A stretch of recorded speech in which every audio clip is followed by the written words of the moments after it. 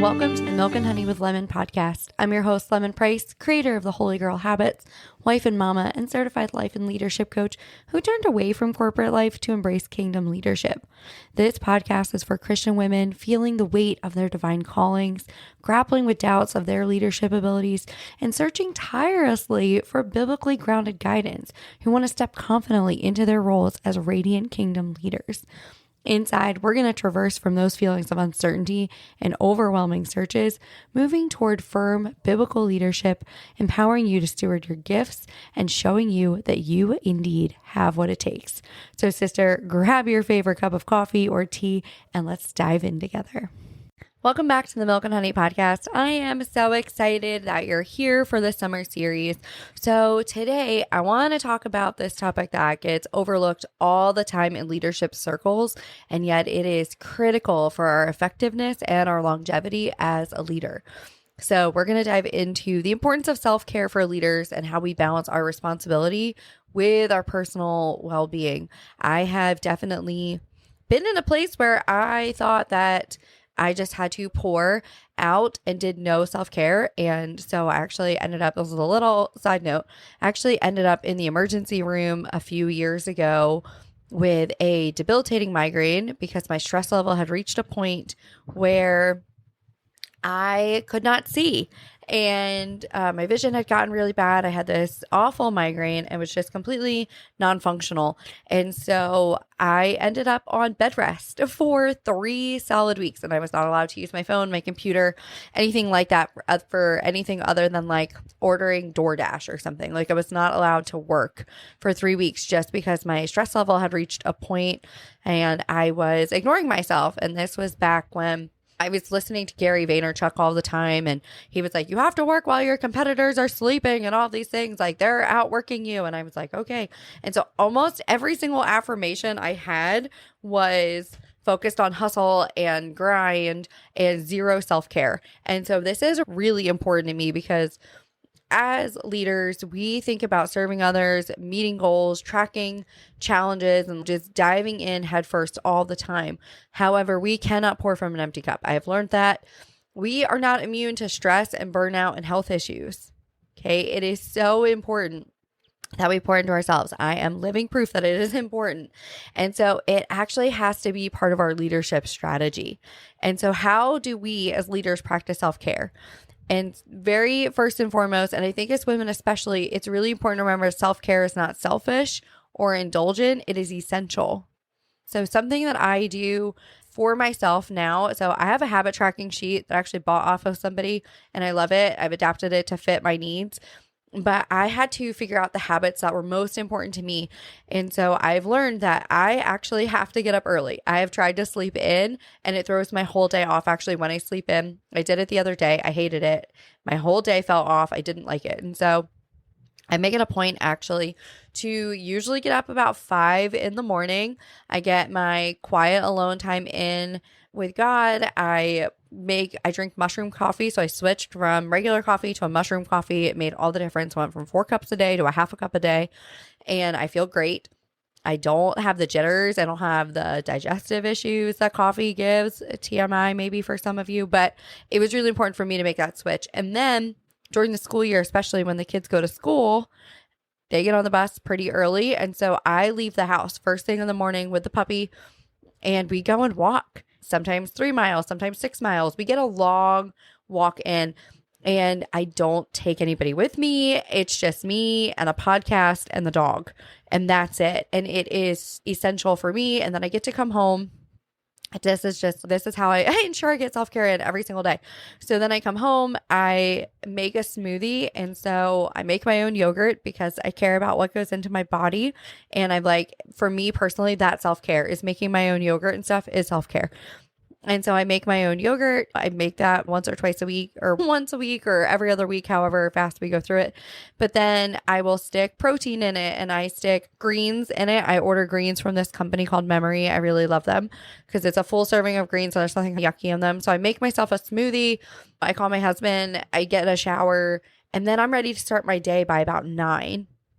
And I will work till about 3, especially during the school year. So I'll work till about 3 and then it's family time. And I pencil family time in my calendar first and foremost above everything else, as well as my time for me.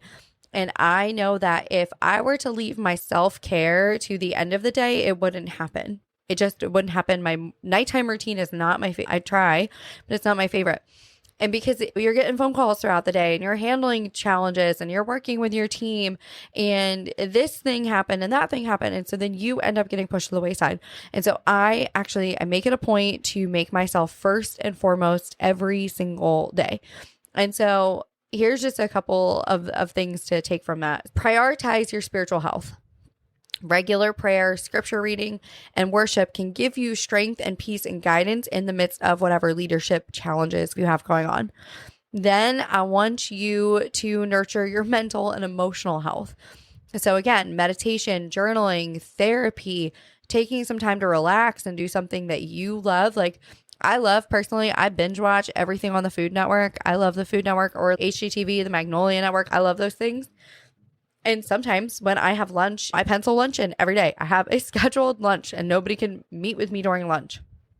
During that lunchtime, instead of talking to my hubby or something, I will sit and play Canoodle. I really love Canoodle. It exercises my brain in a different way. Or I will put on some show that I am watching on the Magnolia Network or catching up on something on the Food Network because it's something I don't have to really think about and I can just relax. Or Project Runway. It's the summertime. Project Runway is on. That's kind of my jam. So take some time for your mental and your emotional health. Then I also want you to prioritize your physical health. Regular exercise, a balanced nutrition, adequate sleep are vital for our energy, our focus, and our resilience. Something that I did actually, and I didn't realize how bad it was. So I got myself a smartwatch a couple of months ago and I noticed start tracking my sleep and I noticed I was getting really poor quality sleep. And so I had to look at that data. I love data. And I looked at that data and I said, okay, something is happening during the day and the output is bad. The output is bad for my sleep. And so we have to change the input here. And so then I started reading at night and I put my phone down and I read at night. My husband and I, we read scripture together. I read to him, we discuss. I'm taking care of my skin at night. I'm trying to put my phone down. I'm not drinking anything caffeinated past a certain point in the day. And it has made all the difference. My sleep quality went from being like a 60, where I was getting at one point, it said I was only getting like 20 to 30 minutes of deep sleep every single night. And now it's closer to 2 hours of deep sleep, right? And I'm in REM sleep more. So all of these things because I had good data and I could make an adjustment. And it's made, again, all the difference in my productivity because I took the time to take care of myself. And then the last thing that I want you to do is set boundaries. You have got to learn to say no and to protect your time. And so you might have to delegate tasks. You might have to limit your work hours. You might have to ensure that there is time every week for rest and rejuvenation. Like I said, I block out my calendar in the morning. Nobody can talk to me in the morning and nobody can talk to me past about 2:45 in the afternoon. Nobody can have a conversation with me because I'm prioritizing my family and the things that I need first. I actually have flex time built into my calendar every single day. There's an hour a day for flex time. So it might mean that I am making doctor's appointments during that time, right? I'm going to see the chiropractor. I am going to pick up my raw milk from my Mennonite farmer. So whatever it is, it's in my calendar. So that way I have flex time to do something for me every single day in the middle of my workday. It breaks up the day and I can come back really fresh and recharged. And so I want you just to remember that implementing self-care is not a sign of weak leadership. It is smart leadership. And so by taking care of yourself, you get to lead with more energy and focus and joy, which impacts positively the people that we get to lead. And so I want to thank you for hanging out with me. Again, this is a passionate topic for me. Most of these summer series episodes have been like 5-6 minutes. Y'all, I could talk about this all day long because it is something I'm very passionate about because I've lived it where I haven't taken care of myself and I've lived it where I have. And I can never go back to not caring for myself. And so make sure that you are making yourself a priority. I want you to reflect on your self-care practices and think about how you can better balance your responsibilities with your personal well-being. So until next time, y'all, we're going to talk about personal and spiritual growth for you as a leader. And I can't wait to see you then. Bye. Thank you so much for listening to the Milk and Honey with Lemon podcast. I am so grateful you were here. I hope this episode has helped you move from feelings of doubt and uncertainty towards stepping confidently into your God-given leadership role, fully equipped with biblical wisdom. If you enjoyed this episode, please take a second to rate and review. Each review helps us to reach and inspire more Christian women leaders just like you. Don't forget to share your takeaways, post it on Instagram, tag me anywhere you're on social media, and I'll see you next week.